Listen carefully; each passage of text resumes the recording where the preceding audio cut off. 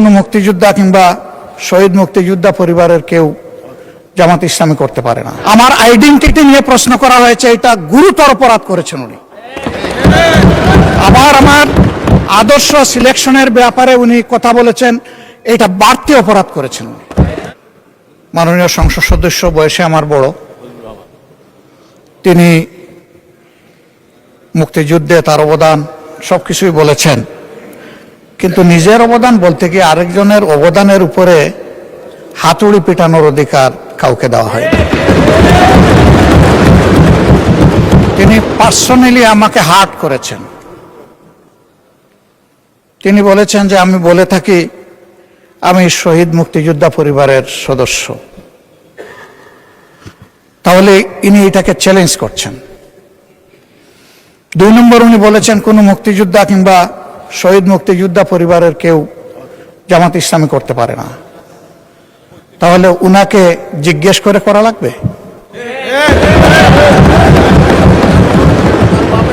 এটি আমার নাগরিক অধিকার।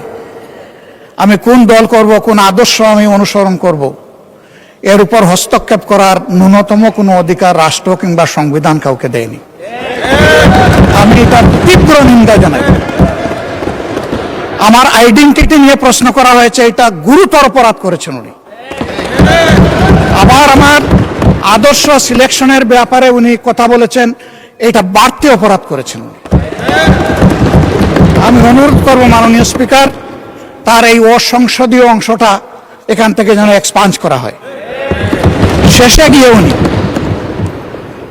আমরা খোলা মনে এই সংসদকে ফাংশনিং করার জন্য বর্তমান জ্বালানি অব্যবস্থাপনা সংকট যেটাই বলি, সেইটার ক্ষেত্রে আমরা এগিয়ে এসেছিলাম। খোলা মনে কথা বলেছি, নোটিশ নিয়ে আলোচনা হয়েছে এবং পরের দিন এসে মাননীয় প্রধানমন্ত্রী একটা প্রস্তাব দিয়েছেন, আমরা সাথে সাথে এটা গ্রহণ করেছি। তিনি এইটাকে শেষ পর্যন্ত কনক্লুশন টানলেন কি দিয়ে?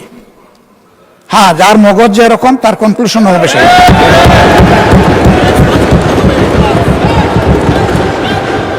তার মতো একজন প্রবীণ ব্যক্তির কাছ থেকে, রাজনীতিবিদদের কাছ থেকে আমি এই ধরনের আচরণ আশা করিনি। আমরা এখানে প্রথম দিনই বলেছি ভালো কিছু শিখতে এসেছি। কাউকে হিট করা, গালি দেওয়া, এর মাধ্যমে বড় কিছু অর্জন করা যাবে না। কিছু গোলাবাজি হতে পারে বড় জোর, কিন্তু তার চাইতে বেশি কিছু হবে না। আর সাধারণত যুক্তি যখন ফুরিয়ে যায়, মাথা তখন গরম হয়ে যায়।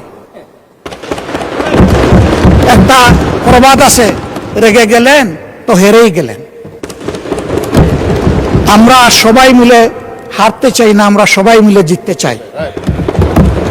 এই জন্য সবাই যেন মাথাটা একটু ঠান্ডা রেখে যুক্তির সাথে সত্য নির্ভর কথাগুলা বলি, তাতে অবশ্যই দেশবাসী উজ্জীবিত হবে, এই সংসদের প্রতি মানুষের আস্থা তৈরি হবে এবং দেশটাকে নিয়ে সবাই মিলে আমরা সামনে এগিয়ে যেতে পারবো।